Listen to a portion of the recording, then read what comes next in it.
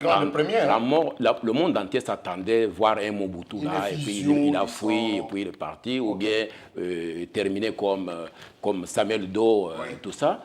Mais les Zimbabwéens nous ont montré que l'homme noir a une certaine maturité. Ça, c'est un. Deuxièmement, les traitements qu'ils ont donnés à Mugabe, j'ai lu hier, et qu'ils vont lui donner une retraite dorée, avec tous les respects dignes d'un chef d'État, d'un ancien chef d'État. Mais il y a des choses qui nous intriguent encore. Parce que Mugabe part, il laisse 65% de militaires autour de Joseph Kabila. 65% de la garde de Joseph Kabila, ce sont les militaires bien formés qui viennent de la tribu Shona de Mugabe.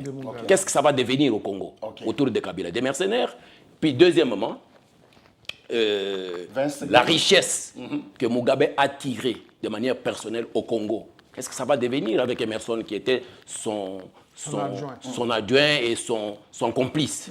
Alors, il y a des choses à débattre, à suivre. Et voilà pourquoi moi, l'après Mugabe est toujours l'avant Mugabe. Jusqu'au moment où je vais voir comment Emerson va amener tranquillement le pays vers une autre ouverture jusqu'aux élections l'année prochaine, démocratiques, transparentes, ou possiblement à un gouvernement d'union nationale où tous les Zimbabwéens peuvent se retrouver. Voilà. Ouf. Enfin, je pourrais pousser un ou des soulagements. Là, ça a été vraiment une émission saccadée, surchauffée même. Je tiens d'abord à vous remercier très sincèrement d'avoir accepté notre invitation, professeur Julien Tiakoudia, qui est expert en lobbying international. Merci beaucoup. Et aujourd'hui, je tiens aussi à remercier celui que vous avez l'habitude de le voir comme présentateur de l'émission, accepter notre invitation pour plaider le cas de l'Afrique. Chers amis, ou je dirais même très chers téléspectateurs, Diaspora Positive a été conçu par vous, pour vous, et nous allons continuer à travailler ensemble avec vous. Et c'est une mission apolitique. Nous ne sommes pas des politiciens, nous sommes là juste pour aider l'Afrique à se relever tant soit peu, professeur. Voilà pourquoi on est un peu réticent quand on tient un peu à quitter les débats. Nous suivons ce qui a toujours été notre ligne éditorialiste. C'est-à-dire aider l'Afrique à se relever. Voilà ce que Sylvain et M. Jean-Paul se sont bâtis depuis, je dirais même plus d'une année. C'est sur cette note que nous tenons d'abord à dire merci à vous les téléspectateurs. C'est vous qui faites notre joie, c'est vous qui faites notre fierté.